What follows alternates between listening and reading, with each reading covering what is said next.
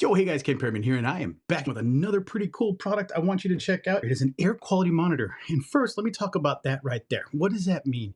It just means that the company has sent me the product so that I can show you all about this product.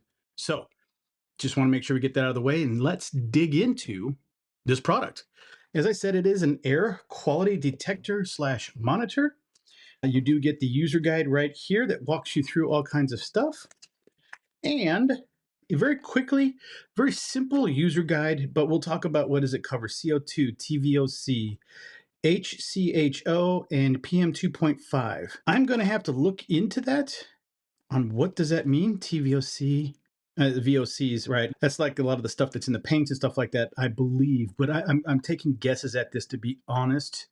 One thing I do know is that if you look at it on the top of the box, you've got green, yellow, orange, red, purple, and whatever beyond purple fire. It just makes sense, at least for me. I'm going to look at these and want these to be in the green. If they're not in the green, then I need to figure out what's going on. And if anything starts to shoot towards the red, I've got a concern that I need to take care of. And most importantly, I would normally keep this in the house.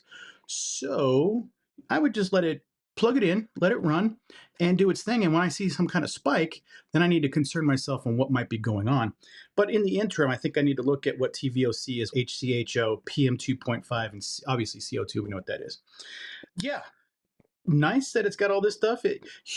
I'm pretty sure they meant humidity, but we'll get into that here. Please keep the manual properly so that you can refer to it and get help in the system when you need it in the future. If you need any help, please contact our team and provide the product model. Now, this is interesting. Provide the product model, but over here, the model is called Air Quality Monitor. The name on the box is Air Quality Detector. That's fine, whatever. If this is the monitor and this whole system's a detector, I don't know. Remind once air quality is bad. There are some areas of English that could be improved on this, but let's go ahead and keep digging into this. Let's go ahead and take a look. Firstly, inside this container, you have a rather large-ish monitor, and it's a air detector, air quality detector. You do have air quality monitor. Well, there it is, model AK22. It does have a model number on there. Function buttons. Let me turn that so you can see that in the light. There's some function buttons right there. Looks like power up and down, and of course this is contrast up and down. And yeah, looks like timer something or other. We'll figure it out. Wait, what is that? There's USB-C connection here, but this must be one of the monitors. Interesting. Now let's do the cool. Well, you can see a lot of the connections. Then you have your power adapter and your USB-A to USB-C. I have a power supply over here. By the size of that adapter, it's not going to be any extensive amount of power. I'm going to plug this in right here and plug this in right here. If you were to ask me, I like the white cable, but why not match it with that? I don't know. Okay, so we have the manual. You have the box. I have the power adapter. Okay, so I think they said press and hold the power button if I saw that in the manual. Oh, I just touch it, press and hold.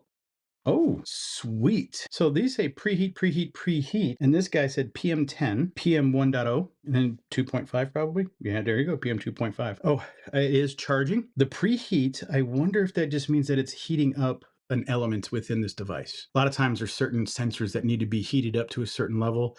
When particulates move across the sensor, it will identify how quickly it cools down or changes temperature or something like that to get you information. I don't know. I'm guessing here. So the humidity is sitting at 60, 56, 58, just constantly bouncing. I wonder if it's going to hold for a period of time. Yeah, 11 p.m. I do like the screen look on this. 84.5 degrees currently. Wait, 0.7. It's getting warmer. Interestingly enough, it just went from 60 down to 40 something humidity. I'm not running my air conditioning or heater at this moment, down to 43. We'll see how that holds. Yeah, now it's 56, 60, 63, 65, 68, 69, 71, 72. Now it's back down again. I'm very curious. Okay, so these usually have colored elements here.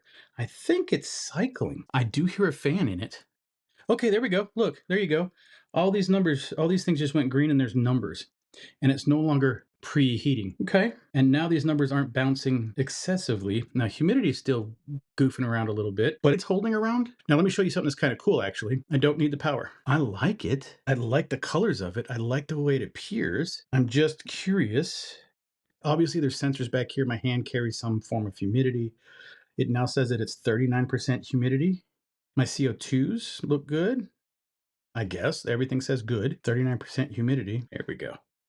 All right, so you can see this a little bit better now. I'm going to let this run just for a little bit. Seems like it's holding around 40 something percent humidity. It's 84.3 degrees in the house. Yeah, not bad. All right, so down here where it is showing all these data points, it says displays current detected data. Green data is good, yellow data is normal, red data is bad. Cool. That's for CO2, TVOC, data monitor. Green data is good, yellow data is normal, red data is bad. So even if you take that as a literal understanding in English, it just means is the data that's coming in bad. What they really mean is not the data is bad, is that you're in a bad condition. You have high CO2 levels. So remind air quality is bad. What they mean by here is overall air quality. Data monitor. When the machine detects the quality is poor, the indicator light turns red and starts beeping. Okay.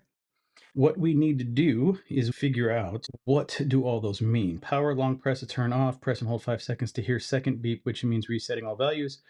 Voice, short press to turn on and off beeps. Brightness, 24, 12, 24 hour. You can set the time and the temperature from Fahrenheit to Celsius. We'll have to do the research ourselves. So what are we looking for? HCHO. Air quality. Formaldehyde is a hazardous air pollutant that can irritate the eyes, nose, throat, and lungs and triggers asthma attacks. O, good is less than 0.08. Okay. HCHO, PM, let's figure this out. PM 2. Oh yeah, 5 air quality, meaning so PM 2.5 refined particulate matter is a type of air pollution that can cause serious health problems. It's made up of microscopic solids or liquid droplets that can be inhaled and get deep into the lungs. So PM2 can increase the risk of heart disease, asthma. US levels, EPA, PM2.5 levels at or below 12 micrograms per cubic meter to be healthy. 12. At or below 12. So we're at 3 on the 2.5. PM10, so PM 1.0 is 2. What is PM 1.0? And particulate matter that's less than 1 micrometer in diameter.